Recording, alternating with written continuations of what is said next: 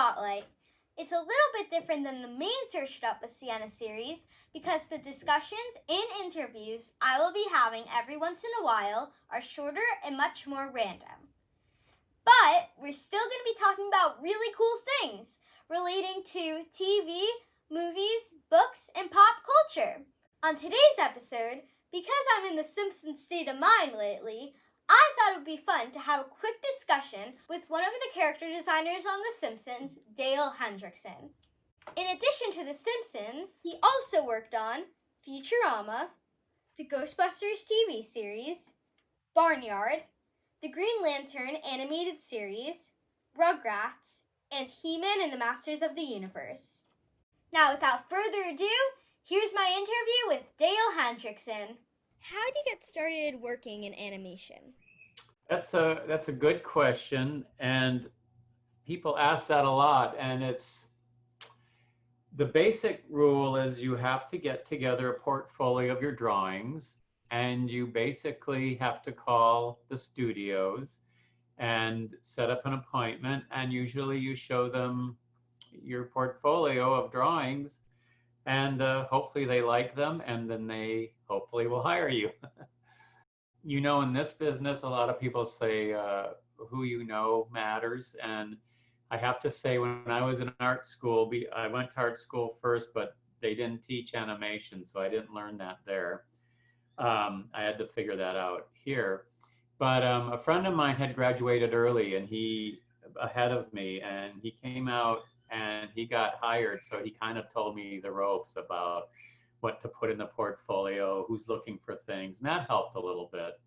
My first studio was way back in the ancient times before computers at Hanna-Barbera. You know, Yogi Bear and all of those older cartoons. I grew up watching those, and then I got hired to work there, and it was fantastic. I just was so thrilled, you know, because I grew up watching them, and now I'm in the hallways, and you could see like paintings of them on the walls, and it was amazing.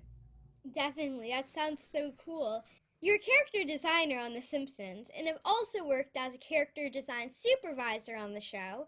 Can you talk about what your responsibility for those roles are, and do you work on certain characters? Back when the show started from '89 to till about 8 seasons in, I was the first character designer hired for the half-hour show, because first there was, as you may know, because it seems like you do your research, that this show started on a Tracy Ullman as 1 minute or little snippets. But my responsibility initially, and kind of still is, the script is broken down, half-hour script, it's broken down. And I used to do this myself when I first started, because we didn't have a big staff, and would pick out, every time they wrote a character, I'd have to think, what is that guy going to look like? But they would describe him sometimes, as scripts often do. It would be man behind the counter as a heavyweight wearing a blue hat, and whatever they would describe. So they would give me that as a lead in, and that would help me to design the character. So I would start doing sketches of what I think that character should be in the style of The Simpsons, of course.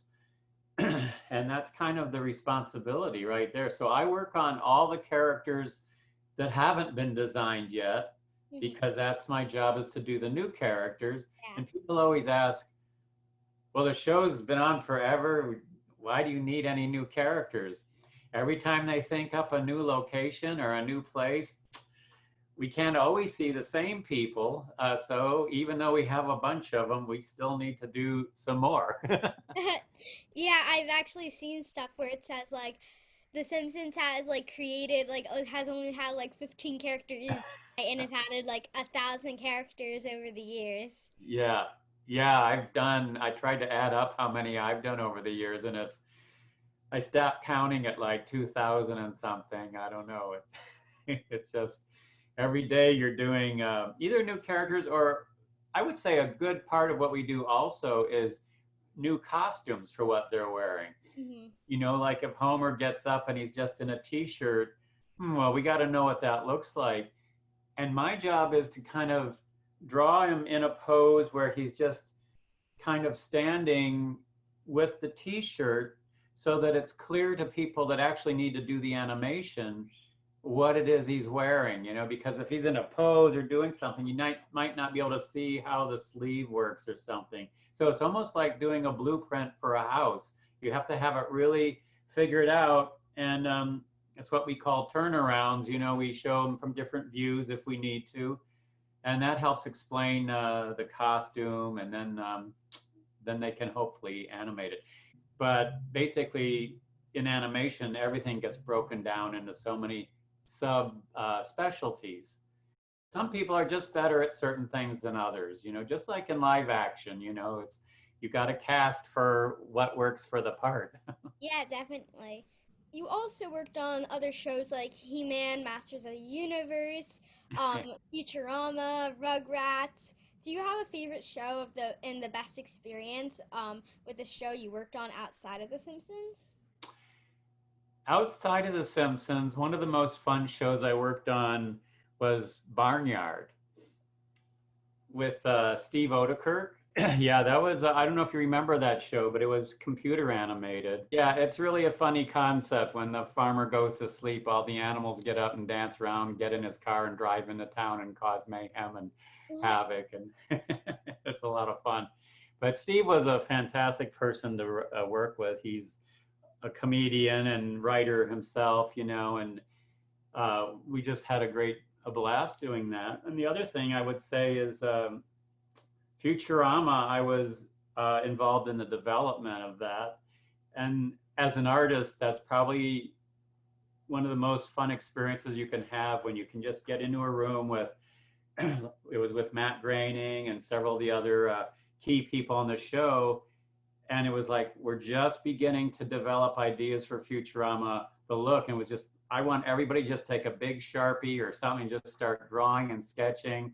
And it was so much fun. We were sitting in this office and just putting sketches on the floor. And some of my sketches looked like they were done by a 4-year-old, but they were so rough and quick, but it was a lot of fun.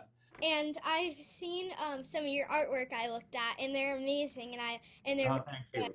Is there like one that you like the most out of all the artwork you've done that like means the most to you? One of the most interesting ones I have, it's called Extraterrestrial Highway. I saw that one. Yeah, and it's a very special piece because it's printed on a lens, so it makes it a lenticular print, which means it's two images, and when you move it just a little bit, the UFO kind of appears and disappears.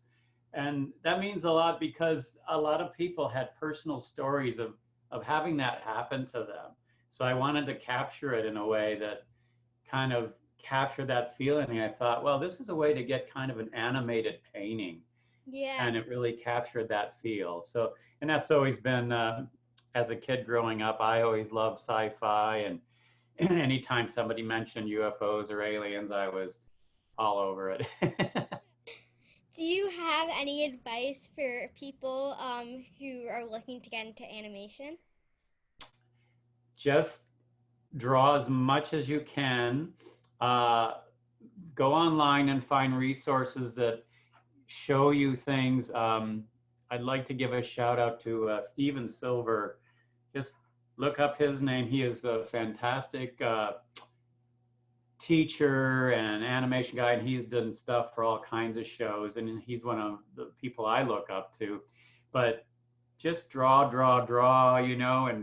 and but always know how to be your own critic too. Some people, that when they're drawing, and most people who don't draw say everything you do looks fantastic, and I always think that's nice, but as you may know, as a professional, you have to really get their feedback, because you're going to be in a world of lots of people that can draw really good Hmm. too. So you need to really take criticism and really push yourself to learn and kind of learn about the industry, so you know what aspect of it maybe you'd like to aim for. Because you mentioned, you did say character animation, but there's also effects animation, and there's background design, and there's so many different things. As an artist, the animation field is why I love it so much, is because it's so open to so many disciplines, but they're all art related. Even like the desks and stuff in like the classroom, like they all have their own like little details to it. Like